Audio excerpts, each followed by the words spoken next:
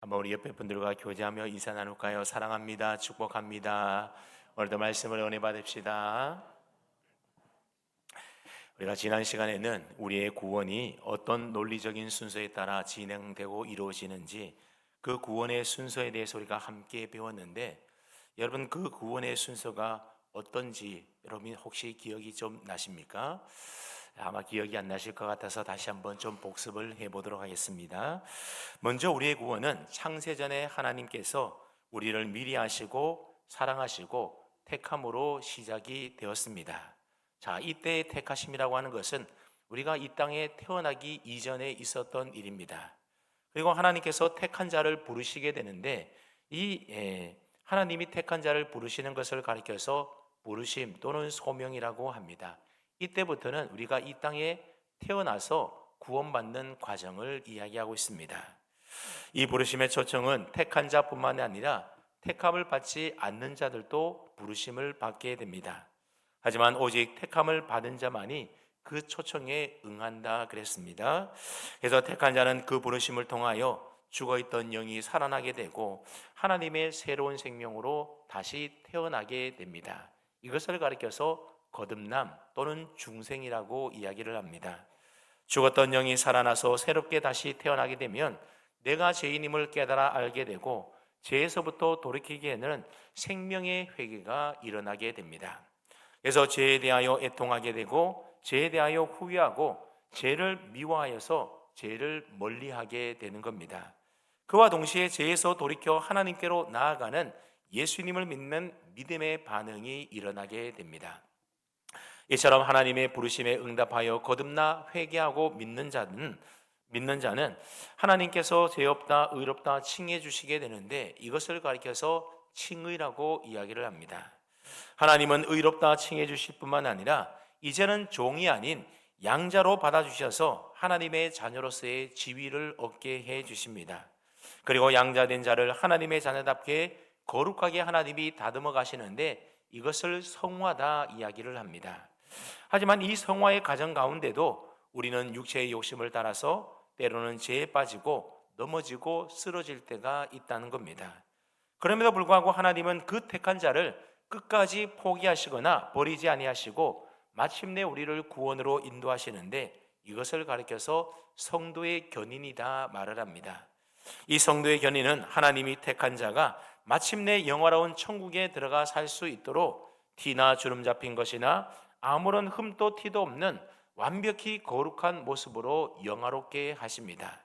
그래서 구원은 천국에서 영화로서 비로소 완성이 되어지는 겁니다. 그러니까 구원의 순서가 어떻게 진행이 됩니까? 우리가 방금 전에 보았던 표처럼 미리 하심, 예지, 그 다음에 구원하기로 택하심, 예정이죠. 그 다음에 택한 자를 하나님이 부르시는 소명, 그리고 하나님이 택한 자를 부르셨을 때에 그 영혼이 다시 살아나는 중생 혹은 거듭남, 그리고 생명의 회개, 믿음, 의롭다 하심, 양자됨, 성화, 성도의 견인, 영화, 이런 순서로 구원이 이루어지게 되는 것입니다. 자, 다만 이 순서는 시간적인 순서가 아니라 무슨 순서라고 했습니까? 논리적인 순서다, 그렇게 이야기를 했습니다. 그래서 오늘부터는 이 구원의 순서에 따라서 하나하나 강론들에 대하여 좀 자세히 살펴보도록 하겠는데요. 오늘은 우리의 구원의 가장 첫 번째 순서인 하나님의 택하심에 대해서 우리가 함께 좀 배워보도록 하겠습니다. 여러분들은 혹시 누군가로부터 선택받아서 뽑혀보신 적이 있습니까? 누군가로부터 선택을 받고 뽑히게 되면 기분이 참 좋게 됩니다. 저는 어렸을 때 친구들이랑 놀 때에 편을 갈라서 공차기 축구 놀이를 참 많이 했었는데, 그때 어떻게 편을 가르는가 하면 가장 잘하는 친구 둘이서 가위바위보를 해서 사람을 한 명씩 뽑게 됩니다. 그래서 이기는 사람이 먼저 뽑고 진 사람이 그 다음에 뽑고, 또다시 가위바위보해서 이기는 사람이 또 한 사람을 택하면 진 사람이 그 다음에 택하고, 이렇게 차례차례대로 편을 가르게 됩니다. 자, 그때 내가 좀 일찍 뽑힌다든지 또는 공을 잘 차는 친구가 우리 편에 뽑히게 되면 그렇게 신이 났었습니다. 근데 남들 다 뽑힌 후에 제일 마지막에 뽑히게 되면 별로 기분이 좋지 않아서 때로는 삐지는 친구들도 좀 있었습니다. 여러분, 누군가가 나를 선택해주고 나를 택해서 뽑아준다라고 하는 것은 참 기분 좋은 일이고 또 행복한 일이지 않습니까? 반대로 선택을 받지 못한다라고 하는 것은 굉장히 속상한 일인 겁니다. 사실 알고 보면 우리 인생의 많은 일들이 누군가로부터 택함을 받고 선택받고 뽑혀져서 되어지는 일들이 참 많이 있습니다. 그러다 보니 우리는 누군가로부터 선택을 받기 위해서, 누군가로부터 뽑히기 위해서 상당한 시간과 노력을 할애하고 투자하며 살아갑니다. 하지만 그런 노력에도 불구하고 때로는 선택을 받지 못해서 우리는 힘들어하기도 하고 좌절하기도 하는 겁니다. 그러나 그러다가 다시 용기를 내어서 내가 다시 선택받기 위하여, 누군가로부터 뽑히기 위하여 또다시 열심히 시도하게 되는 겁니다. 좋은 대학교에 진학하는 일도 그렇고 취업하는 일도 그렇고 젊은이들이 연애하고 결혼하는 과정도 사실 알고 보면 다 누군가로부터 내가 선택을 받고 뽑히는 일들이지 않습니까? 근데 여러분, 내가 누군가로부터 선택을 받는다는 것은 참으로 귀하고 기쁘고 또 영광스럽고 감사한 일이 아닐 수가 없는 것이죠. 자, 이처럼 내가 사람에게 선택을 받아도 참 감사하고 영광스러운 일인데, 하물며 만왕의 왕이시요 만유의 주가 되시며 세상 모든 만물을 창조하신 창조주 하나님께서 나를 택하여 당신의 자녀 삼아 주셨다라고 하는 이 사실을 생각해 보면 얼마나 놀랍고 영광스럽고 또 감격스러운 일인지 모릅니다. 그러니 나를 택하여 자녀 삼아 주신 하나님의 그 놀라운 은혜에 대하여 우리가 어찌 감사하며 찬양하지 않을 수가 있겠습니까?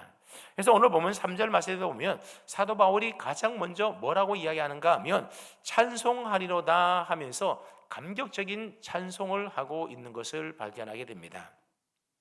오늘 우리를 또 죄인인 나를 택하시고 구원하여 자녀 삼아 주신 하나님의 그 놀라운 은혜와 사랑을 우리가 감사하며 사도 바울처럼 찬송해야 하는 것입니다. 오늘 보면 4절 말씀해 보았더니 곧 창세전에 그리스도 안에서 우리를 택하사 그랬습니다. 하나님께서 그리스도 안에서 우리를 어떻게 하셨다고 말씀합니까? 우리를 택하여 주셨다 말씀합니다. 내가 하나님을 택하여 믿은 것이 아니라 하나님이 나를 선택하여 뽑아 주셨다라고 하는 겁니다. 우리는 보통 내가 예수 믿기로 결단하고 결심하고 교회에 나왔으니 내가 하나님을 선택한 것이다, 그렇게 생각들을 하지 않습니까? 그러나 성경은 그렇게 말하지 않습니다. 내가 하나님을 선택한 것이 아니라 하나님이 나를 택하여 내가 하나님을 믿게 된 것이라고 성경은 우리에게 가르쳐주고 있습니다. 즉 내가 하나님께 선택을 받은 것입니다. 내가 하나님께로부터 선택을 받았다라고 하는 것은 어떤 의미를 가지는 말입니까? 내 모든 죄가 사함을 받았다라는 말의 의미이고, 그래서 더 이상 나는 죄인이 아니라 하나님의 자녀가 되었다라는 의미가 되고, 그리고 하나님 안에 있는 모든 영광의 기업을 상속받을 수 있는 자녀로서의 권리와 특권을 누리게 되었다라는 의미가 바로 내가 하나님의 선택을 받았다라는 그 말 속에 다 담겨져 있는 말인 것입니다. 그런데 이 권리와 특권은 모든 사람에게 다 주어진 것이 아니라 하나님께 선택받은 특별한 사람들에게만 그 모든 특권과 권리가 주어졌다라고 하는 겁니다. 통계에 따르면 세계 인구가 82억인데 그 가운데 우리 기독교 인구는 약 30% 정도라고 합니다. 근데 그 가운데서도 예수 그리스도를 진심으로 믿고 거듭난 그리스도인답게 살고자 애쓰는 사람은 약 6% 정도밖에 되지 않는다고 합니다. 만약 여러분들이 예수님을 진심으로 믿고 거듭난 사람이라고 한다면 100명 중에 6명을 택하여 뽑는 그 하나님의 선택 안에 내가 들어갔다는 이야기가 되는 것입니다. 그러니 이 사실을 어떻게 아무런 감격 없이 그냥 넘길 수가 있겠습니까? 근데 어떤 사람들은 생각만 해도 감격스러운 이 선택과 예정에 대하여 비판하고 반박하는 사람들도 있습니다. 아니, 선하신 하나님이 어떻게 누구는 택하시고 그래서 자녀 삼아 천국 가게 하시고 그 누구는 택하지 않아서 지옥 가게 하실 수 있느냐라면서 반박을 한다는 겁니다. 심지어 교회 다니시는 분들 가운데서도 하나님의 선택과 예정에 대하여 왠지 모르는 불편한 마음을 갖고 계신 분들도 종종 계십니다. 왜 그런 것일까요? 여기 대해서 고 옥하는 목사님이 이런 말을 한 적이 있습니다. 내가 생각하기로는 하나님이 우리를 선택해 주셨다는 이 교리가 너무나 값지고 은혜롭기 때문에 사탄이 가급적이면 이 교리를 받아들이지 못하도록 사람들의 마음을 흩뜨려 놓았기 때문이다. 그런 말을 했습니다. 그래서 창세전에 하나님이 누구는 아들로 택하셨으나 누구는 선택하지 않았다라는 이야기를 들으면 비위가 상하게 된다라는 겁니다. 우리는 흔히 예정론하면 장로교의 교리다 그렇게만 생각하기 쉬운데, 사실 하나님이 창세전에 우리를 선택하셨다라고 하는 이 예정의 교리는 성경에 나오는, 성경에 기록되어 있는 진리라고 하는 사실입니다. 오늘 본문만 보더라도 4절에 보게 되면 우리를 택하사 그렇게 이야기하지 않습니까? 또 5절에 보면 우리를 예정하사 그랬습니다. 또 9절에 보면 예정하신 것이니, 11절에도 보면 우리가 예정을 입어 그랬습니다. 오늘 본문 에베소서 1장만 하더라도 하나님이 우리를 이미 창세전에 그리스도 안에서 우리를 하나님의 자녀로 택해 주셨다고 하는 이 예정이라는 말이 계속해서 반복되고 있다는 겁니다. 그러니까 이 예정이라고 하는 교리가 성경에 없는 사람들이 추론으로 만들어낸 이야기가 아니라 성경에 기록되어 있는 진리의 말씀이라고 하는 겁니다. 그리고 오늘 본문 외에도 하나님의 예정에 대한 말씀들이 성경 여러 곳에서 발견할 수가 있는데, 마태복음 13장 11절, 요한복음 8장 47절, 마태복음 25장 24절, 누가복음 10장 20절, 요한복음 15장 16절, 베드로전서 2장 9절 등등 얼마든지 많이 찾아볼 수가 있습니다. 사실 우리 모든 기독교가 다 하나님의 선택과 예정을 믿고 있는데, 그것을 어떻게 이해하느냐에 따라서 교단마다 신학적인 견해가 조금 차이가 있을 뿐이라고 하는 겁니다. 자, 그렇다면 같은 성경 말씀을 두고도 왜 이런 신학적인 차이와 견해를 보이는 것이겠습니까? 솔직히 말씀드리면 우리의 이성과 머리는 하나님의 선택과 예정을 속 시원하게 다 설명할 수가 없고, 그에 관한 까다로운 질문에 우리가 다 답변할 수도 없기 때문에 각각의 견해가 다를 수밖에 없다라고 하는 겁니다. 왜냐하면 하나님의 진리는 우리 인간의 짧은 머리와 이성의 잣대를 가지고 다 잴 수도 없고 이해할 수도 없는 크고 오묘한 진리이기 때문에 그렇습니다. 그래서 하나님이 왜 누구는 택하시고 누구는 택하지 않았는지를 묻는다면 사실 정확한 대답을 우리가 말할 길이 없다라고 하는 겁니다. 여러분, 두 여자가 맷돌질하고 있는데 왜 한 여자는 구원해서 하나님이 데려가시고 한 여자는 내버려 두시는지 성경에 기록되어 있는데, 그것을 설명하라고 한다면 아무도 합리적인 설명을 할 수가 없다라고 하는 겁니다. 그것은 하나님이 그렇게 하시는 일인 겁니다. 왜 그런지는 우리가 하나님께 가서 물어봐야 하는 것 아니겠습니까? 또한 인간에게 자유의지를 주셨으면 그 자유의지를 사용해서 인간 스스로 구원을 선택하도록 해야 하는 것이지, 왜 하나님이 일방적으로 선택해서 우리를 구원하시는가? 왜 자유의지를 완전히 무시하는가? 그렇게 누군가가 묻는다라고 한다면 나름 이런저런 대답을 할 수 있을지 모르지만 그것 또한 완전하지는 않다라고 하는 겁니다. 또한 가룟 유다가 예수님을 팔았지만 그가 팔기로 한 것이 하나님이 정해놓으신 하나님의 뜻 안에서 이루어진 일이라고 한다면, 그래서 그가 아무것도 모른 채 하나님이 정해주신 각본대로 움직였을 뿐이라고 한다면 너무 억울하지 않나요? 이런 질문에 대해서도 사실 우리는 완전한 대답을 하기가 참 쉽지가 않다는 겁니다. 이처럼 선택과 예정에 관한 교리는 인간의 이성으로 완벽하게 설명하기 어려운 점이 있기 때문에 지금까지도 신학적인 논란거리가 되고 있는 것이 사실입니다. 그렇기 때문에 사람들은 선택과 예정에 관한 이야기가 나오면 총각을 곡도세우고 예민하게 반응을 하기도 하는 겁니다. 그런데 하나님은 이 선택과 예정의 교리가 우리의 이성이나 지성으로 감당할 수 없는 차원임을 아시고는 성경에서 항상 설명 없이 사실만 우리에게 던져질 뿐이라고 하는 겁니다. 그래서 우리와 논쟁하지를 않습니다. 우리의 질문에 일일이 답변하려고도 성경은 하지 않습니다. 그러면 여러분, 하나님이 그렇다라고 이야기하고 성경이 그렇게 기록되어 있으면 우리는 그 사실 그대로 믿으면 되는 것입니다. 왜 그러냐라고, 하나님이 어떻게 그럴 수 있느냐고, 난 도무지 이해가 안 되어서 못 믿겠다고, 나를 좀 설득해 달라고, 그래야 내가 한번 믿어주겠다라고 하는 것은 불신앙적인 태도라고 하는 겁니다. 여러분, 앞서 배운 대로 하나님의 삼위일체에 대해서 우리가 배운 바 있지 않습니까? 이 삼위일체가 우리가 어떻게 이해하고 그 삼위일체를 어떻게 다 설명할 수가 있겠습니까? 어떻게 하나님이 한 분이시며 동시에 셋이 될 수가 있는 것이겠습니까? 이 삼위일체에 대한 하나님에 관한 교리는 인간의 이성으로는 이해가 안 되고 설명이 안 되어지는 부분인 겁니다. 그래서 성경은 이 문제에 대하여 설명이 아닌 침묵하고 계시는 겁니다. 이런 진리는 우리의 이성으로 이해가 되고 설명이 되어서 믿고 받아들이는 것이 아니라 하나님이 계시로 주신 진리의 말씀인 성경 안에 그 성경이 우리에게 가르쳐주고 있고 우리에게 계시해주고 있기 때문에 우리는 그 말씀을 그대로 믿을 뿐이라고 하는 겁니다. 이해가 되고 설명이 되어서 믿는 것이 아니라 하나님의 말씀인 성경에 기록되어 있기 때문에 우리는 그 사실을 진리대로 믿고 있는 것입니다. 예정도 마찬가지라고 하는 겁니다. 여러분, 하나님을 믿는다라고 하는 것은 유한한 피조물인 내가 거룩하시고 높으신 창조주 하나님 앞에서 세상을 보는 세계관이 달라졌다는 의미의 말이 되는 겁니다.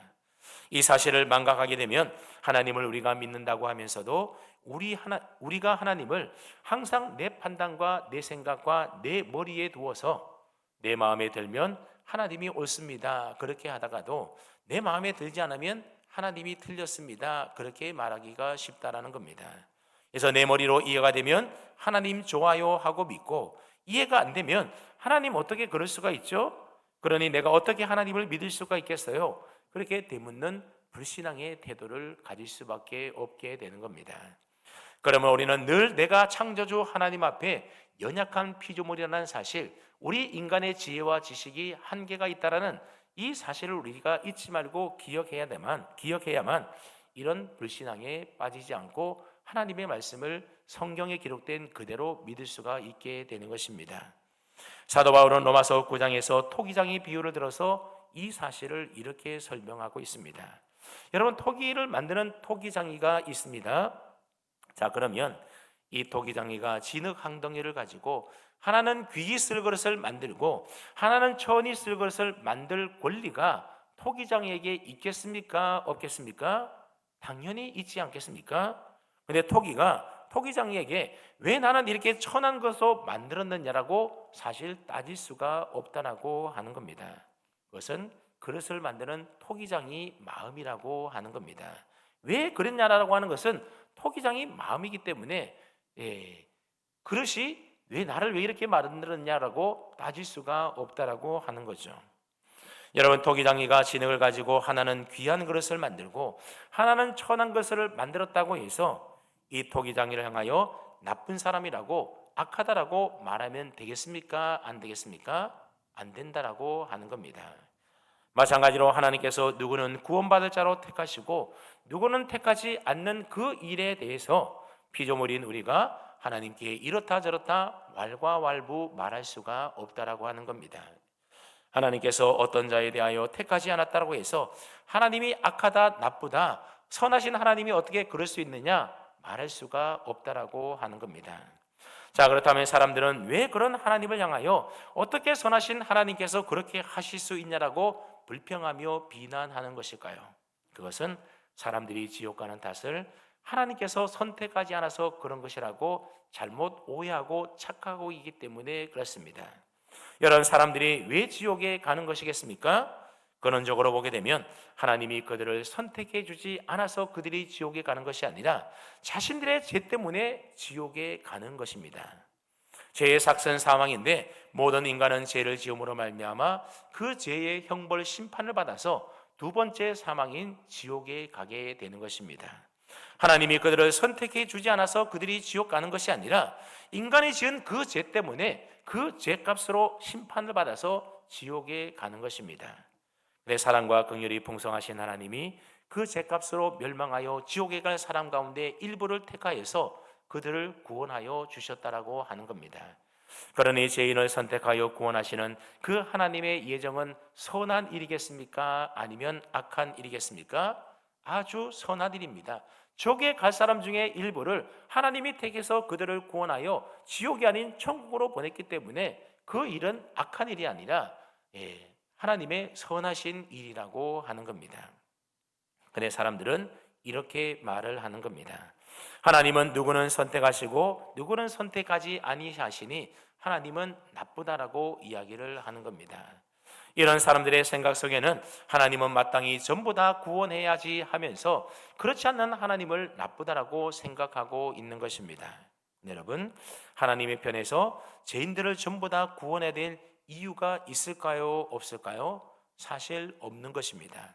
오히려 하나님에게는 하나님을 멀리하고 죄 가운데 살아가는 죄인들을 전부 다 멸망시켜야 될 마땅한 이유가 있을 뿐이라고 하는 겁니다. 하나님께서 죄인들 가운데 단 한 명이라도 구원하시기 위하여 그들을 선택하셨다라고 한다면, 그리고 그 선택한 그를 구원하기 위하여 독생자 외아들까지 내어주셔서 십자가에 죽게 하셨다라고 한다면, 그것은 하나님이 악을 행한 것이 아니라 지극히 선을 행한 일이라고 하는 겁니다.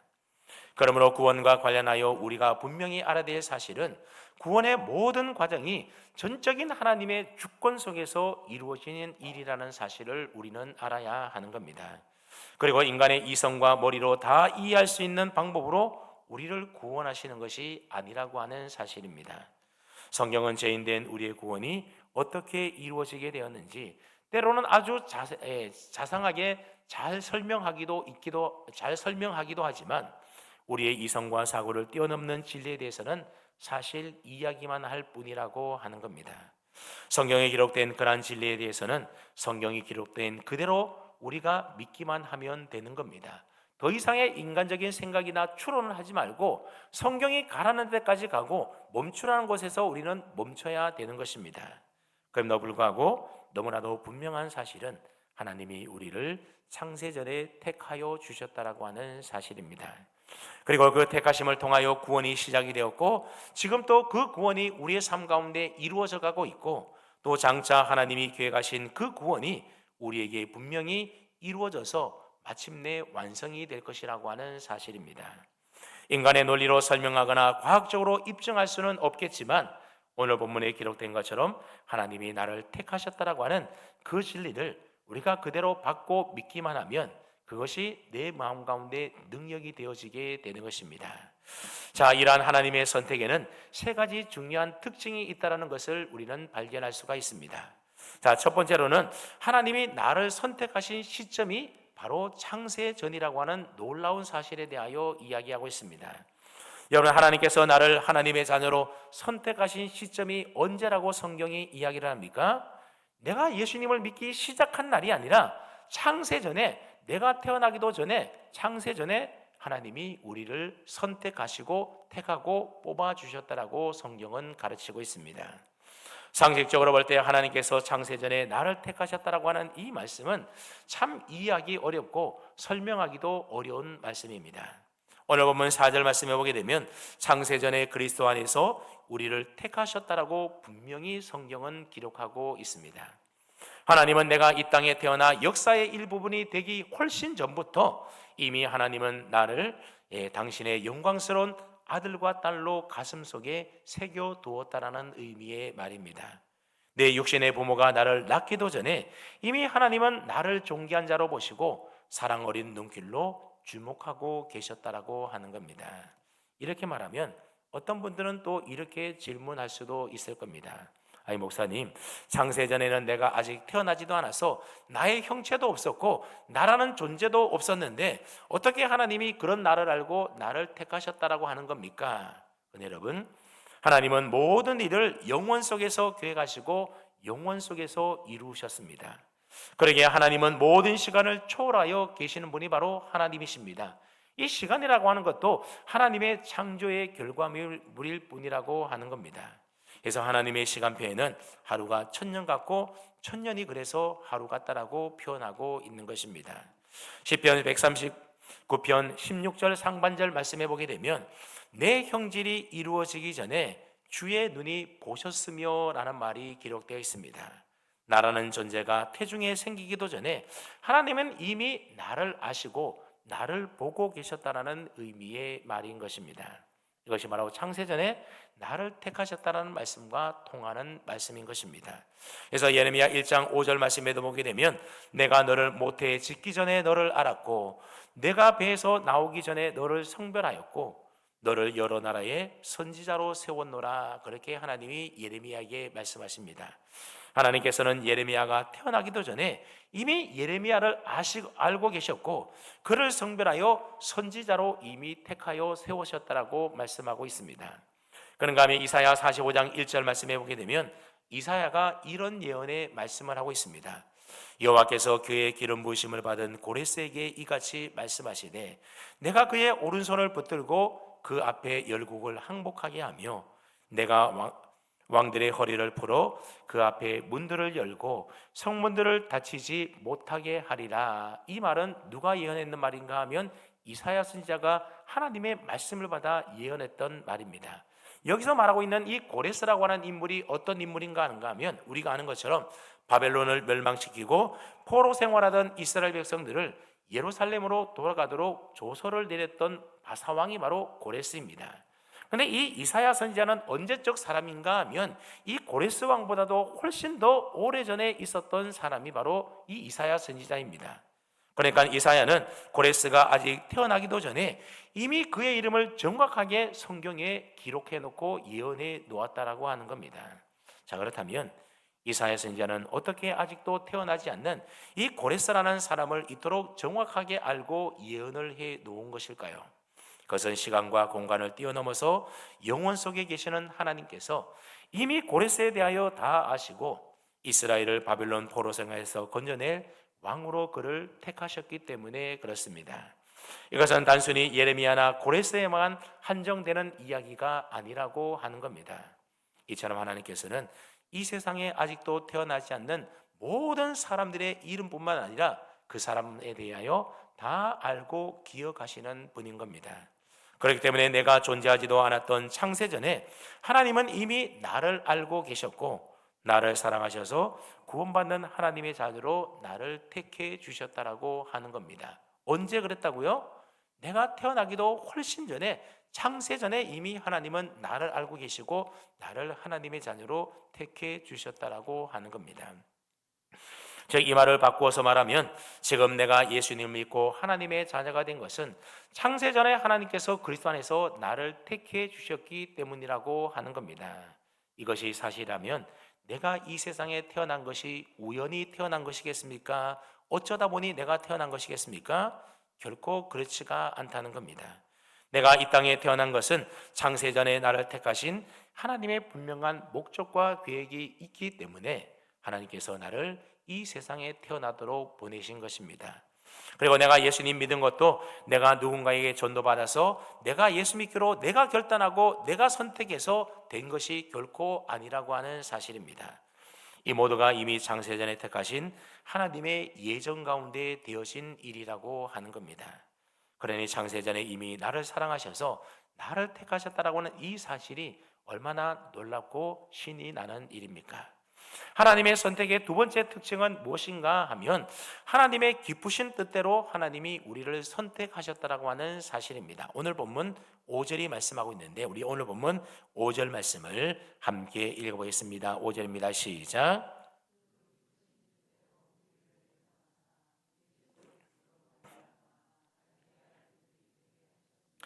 하나님께서는 당신의 기쁘신 뜻대로 우리를 택하셨다 그렇게 말씀하고 있습니다.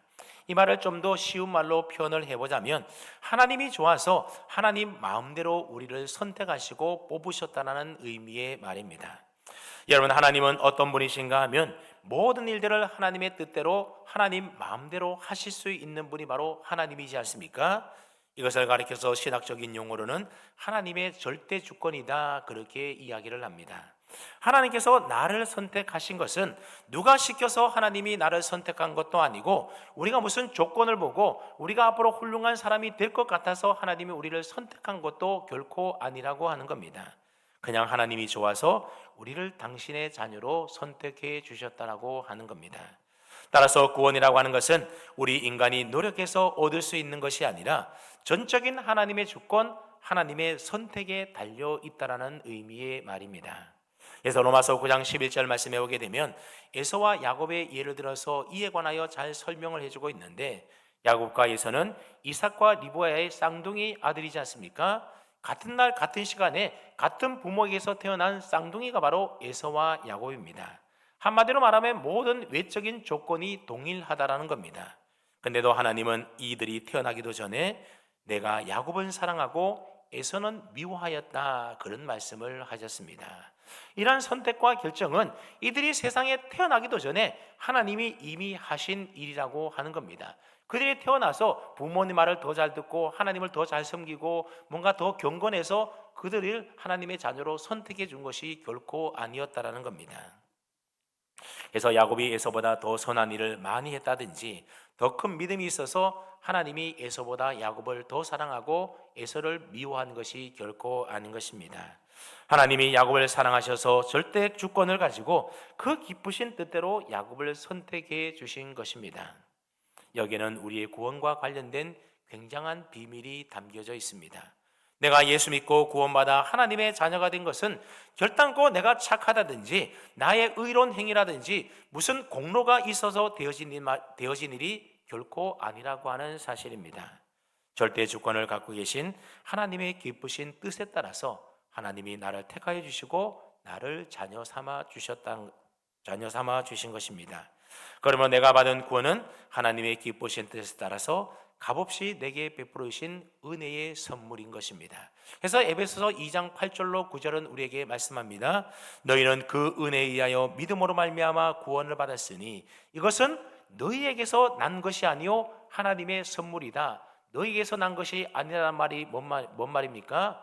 내가 착한 일을 한다든지 내가 무슨 공로가 있다든지 내가 무슨 의로운 행동을 했다든지 이런 나로부터 되어진 일이 아니라 전적인 하나님의 선물, 공짜로 하나님이 주신 일이라고 하는 겁니다. 그래서 우리의 행위에서 난 것이 아니기 때문에 우리가 자랑할 수 있습니까? 없습니까? 누구든지 자랑하지 못하게 하기 위해서 하나님이 우리의 행위 공로가 아닌 하나님의 은혜 값없는 선물로 우리에게 구원을 주셨다 말씀하고 있습니다.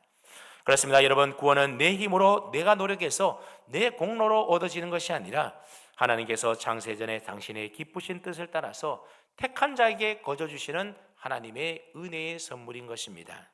그러니 내가 예수 믿고 싶다고 해서 아무나 다 예수 믿고 구원받는 것이 결코 아닌 것입니다. 우리가 앞으로 배우겠지만 하나님께서 창세전에 그 기쁘신 뜻대로 택한 자만이 예수님을 믿고 구원받고 하나님의 자녀가 되는 것입니다. 그런데 지금 예수 믿는 저와 여러분들은 어떤 사람이라고 하는 겁니까? 창세전에 하나님의 기쁘신 뜻대로 하나님의 자녀 삼기 위하여 하나님이 택하여 주신 택함 받은 하나님의 백성 주의 자녀들이라고 하는 겁니다. 이 사실로 인하여 우리 모두가 기뻐하며 감사하며 감격할 수 있기를 축복합니다. 아멘. 하나님의 선택의 세 번째 특징은 뭔가 하면 예정 가운데 우리를 선택하여 주셨다라고 하는 사실입니다. 5절 말씀해 보니 예정이라고 하는 말이 나오는데 여러분, 예정이 무슨 말입니까? 우리 교회가 속해 있는 장로교회 표준교리인 웨스트민스터 신앙고백에 보면 이 예정을 이렇게 소개하고 있습니다. 예정이란 하나님의 구원 계획을 말하는 것으로 하나님이 모든 인류 중에서 어떤 사람들을 영원한 생명에 이르도록 미리 정하셔서 그들을 하나님의 자녀로 선택해 놓은 것을 예정이라고 말한다라고 기록하고 있습니다. 이것은 마치 집을 짓는 것에 비유할 수가 있습니다. 여러분, 보통 집을 지을 때에 아무런 계획도 없이 되는 대로 집을 막 짓는 사람은 아마 별로 없을 것입니다. 어떤 집을 지을 것인가? 아마 머릿속에 구상을 하고 설계를 하고 계획을 세우지 않겠습니까? 그래서 집의 방향은 남향으로 한다. 집의 층수는 2층 집으로 하고 창문은 어떤 모양으로 내고 어느 곳에다가 몇 개를 내고 집을 지을 때 사용되는 재료는 어떤 것으로 사용할지 미리 다 생각하고 계획하고 준비한다라는 겁니다. 저 뒷산에 있는 큰 소나무로는 대들보를 썼으면 좋겠다. 마을 어귀에 있는 큰 돌은 잘 다듬어서 주춧돌로 써야겠다. 이처럼 집을 짓기 위하여 설계하는 사람은 집을 지을 때 사용하는 재료들까지 미리 다 머릿속에 생각 속에 정해 놓는다라는 겁니다. 그리고 집이 완성되기도 전에 이미 집의 형체가 그 사람 머릿속에는 다 그려져 있는 것입니다. 그리고 집을 짓기 시작하면 그 공정 날짜에 맞추어서 나무와 돌을 가져와서 자르고 쪼개고 다듬어서 처음 계획한 목적대로 쓰기에 합당하도록 만들어서 하나하나 집을 완성해 가게 되는 것입니다. 여러분, 예정도 마찬가지라는 겁니다. 우리 모두가 이미 하나님의 구원의 계획 설계도에 선택되어진 사람들이라고 하는 겁니다. 근데 여기서 우리가 꼭 기억해야 될 것이 하나 있는데, 그것은 바로 사람들이 집을 지을 때는 어떻습니까? 처음에 설계도는 이렇게 지었지만 나중에는 때로는 설계도가 변경될 때도 있다라고 하는 겁니다. 건축비를 줄이기 위해서 처음에 계획했던 재료를 사용하지 않고 다른 재료들로 재료를 바꿀 때도 있다라고 하는 겁니다.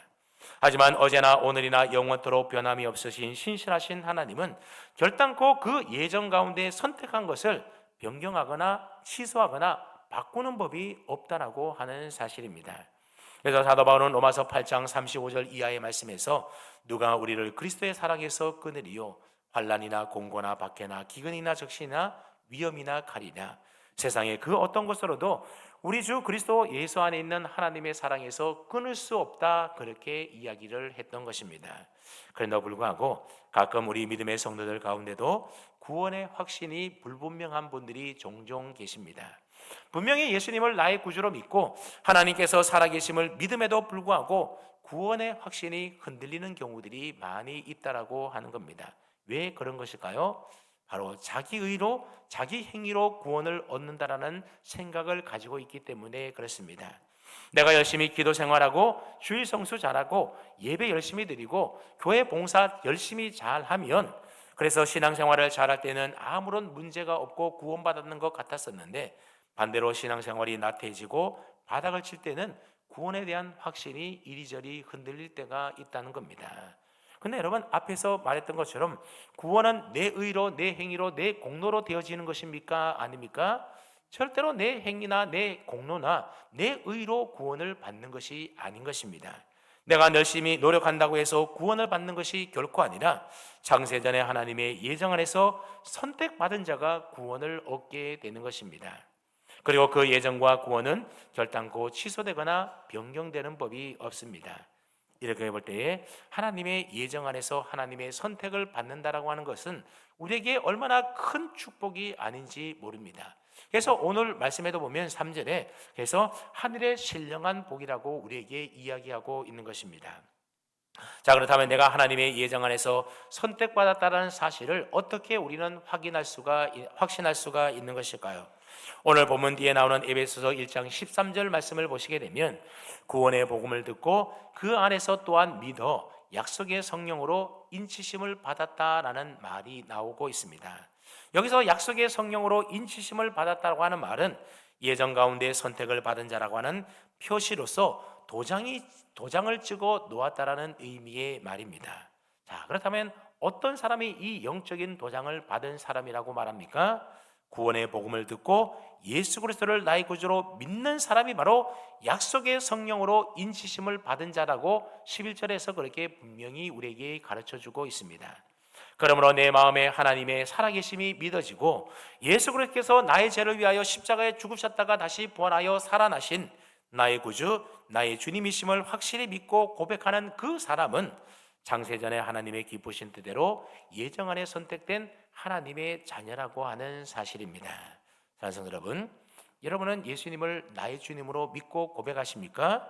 그렇다면 나를 창세전에 예정 가운데 택하여 하나님의 자녀 삼아 주심을 확신하시고 그 하나님께 감사할 수 있기를 바랍니다. 또한 세상 끝날까지 변함없는 사랑으로 지켜보아여 주시다가 장차 영광스러운 하나님 나라 천국으로 인도해 주실 그 하나님께 늘 감사하며 사시기를 바랍니다. 그리고 이제부터라도 믿음 안에 더 굳건하게 서서 흔들리지 말고 구원의 확신을 가지시고 하나님이 여러분을 택하신 목적에 따라서 날마다 하나님을 기쁘시게 하는 그런 은혜의 삶을 살아갈 수 있는 저와 여러분 다 될 수 있기를 주님의 이름으로 축원합니다. 아멘.